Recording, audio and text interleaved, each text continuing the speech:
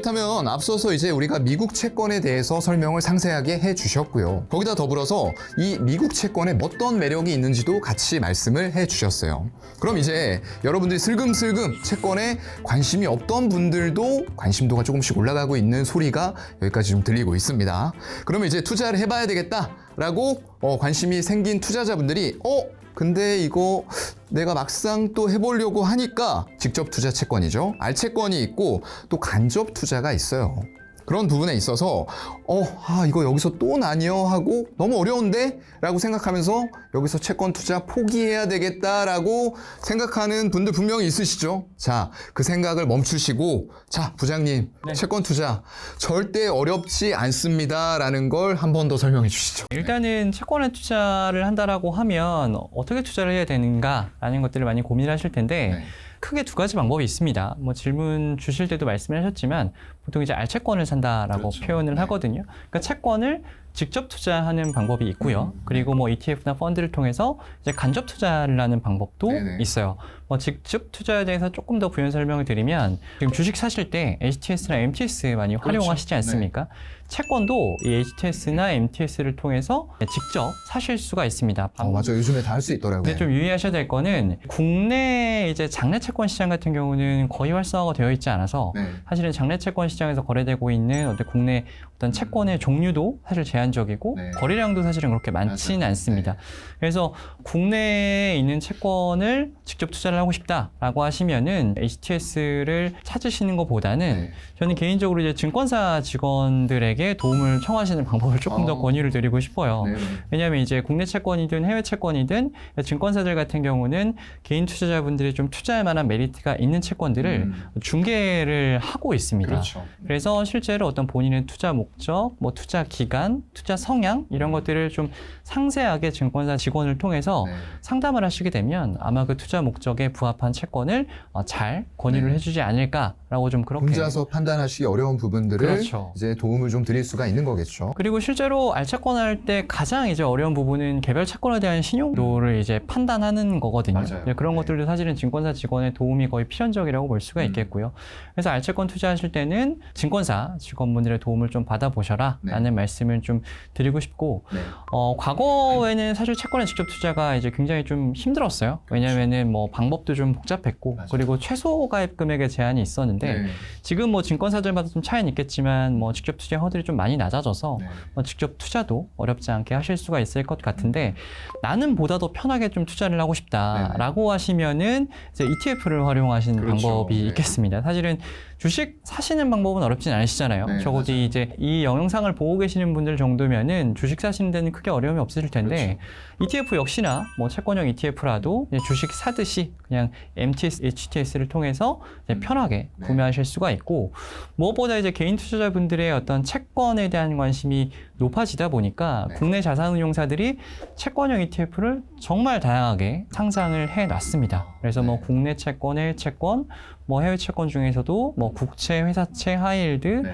뭐 장기 채권, 단기 채권 정말 다양한 채권들이 지금 국내 ETF 시장에 상장되어 있기 때문에 뭐 ETF를 이제 활용하셔서 네. 뭐 채권 투자를 하시는 방법도 고민해 보시면 좋을 것 같습니다. 여러분들 안 들어가 보신 분들도 많으실 테지만 HTS나 말씀해주신 MTS에 들어가 보면 채권이라는 메뉴에서 굉장히 다양한 상품들이 세부 분류로 되어 있다. 이런 것들을 내가 지금 바로 매수하지는 않는다라고 하더라도 한 번씩 들어가셔서 이런 상품들이 지금 판매가 되고 있구나. 이런 것들도 있네 정도도 한 번씩만 체크를 해보셔도 남들보다는 일단 조금 더 앞서 나가실 수 있는 그런 기틀이 마련이 되지 않을까라고 생각을 합니다. 그럼 이제 저희가 실제로 채권 투자를 하는 막바지까지 거의 설명이 다 온 것 같아요. 그럼 이제 실제로 채권에 투자하기 전에 우리 시청자분들께서 가장 많이 궁금해하실 만한 그런 질문들을 꼽아서 좀 빠르게 짚고 넘어가 보도록 하겠습니다. 첫 번째인데요. 만기가 정해진 채권 그리고 중간에 금리가 다시 오른다면 한번 중간에 팔아야 될까요? 보통 채권을 직접 투자하시게 되면 이제 뭐 만기까지 보유해야 되느냐 네. 뭐 그런 것들을 많이 질문을 하시는데 채권 투자하시기 전에 개인 분들마다 목표했던 수익률이 있으실 그렇죠. 거잖아요. 네. 내가 채권을 산 뒤에 금리가 내려가면 채권 가격이 상승할 텐데 그렇게 되면 이제 내가 목표했던 기대 수익률을 사실은 조기에 달성할 가능성이 맞아요. 있습니다. 그러면 굳이 뭐 만기까지 보유하실 필요 없이 중간에 매도를 하셔서 채권 가격 상승분을 이제 실현을 하시면 되는 거고요. 네. 반대로 내가 채권을 매수한 다음에 이제 금리가 올라가면 네네. 일시적으로 자본 차손이 발생할 그렇죠. 텐데 그렇다고 해서 이제 당황을 하시거나 미리 손절을 하실 필요는 없습니다. 네네. 네, 급하게 이제 현금화를 시켜야 될 자금이 아니다라고 하시면 조금 기다리셨다가 네. 그리고 다들 잘 아시겠지만 채권은 보유하고 있는 동안 이자 수익이 발생하지 않습니까? 네네. 정기적으로 이자를 지급하기 때문에 이자 수익을 받으시면서 네. 기다리시는 것도 이제 네. 방법이 될 수가 있겠습니다. 그러니까 자본 차손이 발생이 됐을 때에는 이걸 뭐 급하게 매도해서 손실을 확정 지으지 마시고 이자를 받으면서 만기 때까지 좀 여유롭게 기다릴 수 있는 이자라는 부분이 네. 채권에 있다라는 거죠. 네, 맞습니다. 그래서 그 말씀을 해주신 거고요. 아직까지도 채권 하면은 한번 사면은 만기까지 들고 가는 거 아니에요라고 생각하셨던 분들 답변이 충분히 되셨을 거다라고 생각을 합니다. 자, 두 번째 질문입니다. 채권 이거 과연 고액 자산가들만 할 수 있는 건가요? 전유물인가요? 과거에는 이제 앞에서도 말씀드린 것처럼 네. 채권 직접 투자에 대한 허들이 상당히 높았습니다. 많이 특히 높았죠. 최소 가입 금액의 제한이라는 부분들이 네. 높게 형성이 되어 있어서 맞아요. 고액자산가들만 투자하는 것이다라는 인식이 강했는데 지금은 이제 증권사들마다 이제 그 허들을 많이 좀 낮춰놨고요. 그리고 무엇보다 채권형 ETF라고 하는 네. 단 한 주만으로도 거래가 가능한 네. 이제 간접 투자가 활성화되어 있기 때문에 뭐 누구나 네, 채권 투자를 네. 편하게 하실 수가 있습니다. 그러면 가장 좀 저렴한 금액으로 투자를 할 수 있는 건 ETF가 되겠네요. 네, 맞습니다. 채권형 ETF 같은 경우는 단 한 주도 거래가 되니까 네네. 뭐 단 10,000원만 있으셔도 네. 단 한 주만 매수하셔도 채권 투자가 가능하겠습니다. 이제 투자자분들이 치를 떠는 단어죠. 금투세. 이거 예정대로 실시되면 정말로 채권 투자자들한테도 불리한가요? 네, 채권 네. 투자자분들한테는 정말 불리해지는 제도가 맞고요. 네, 조금 더 부연 설명을 드리면 주식은 사실은 뭐 이자 수익만 이제 과세 대상이고 매매 네. 차익은 비과세지 않습니까? 맞아요. 채권도 마찬가지예요. 알채권을 투자하시게 되면 채권의 매매 차익은 사실은 과세 대상이 아닙니다. 아니죠. 주식과 네. 동일하죠. 그런데 이제 금투세가 시행이 되게 되면 이제 이자 수익뿐만 아니라 어떤 네. 채권의 매매 차익까지도 그냥 과세 대상이 되기 때문에 금투세가 도입이 되면 어떤 채권을 직접 투자하셨던 분들에게는 사실은 상당히 불리해지는 것은 레이트가 많이 맞습니다. 떨어지죠. 네, 맞습니다. 네, 안타까운 제도. 네, 정말로 이거 지금 계속 뭐 국회에서 논의가 활발하게 이루어지고 있는 것 같은데 우리나라의 금융 자산을 늘리기 위한 이런 부분들에 대해서는 좀 철저하게 갑론을박이 왔다 갔다 한 이후에 충분히 의견을 수렴하셔서 결정을 해주셨으면 좋겠다라는 말씀을 한 번 더 드리고 갑니다.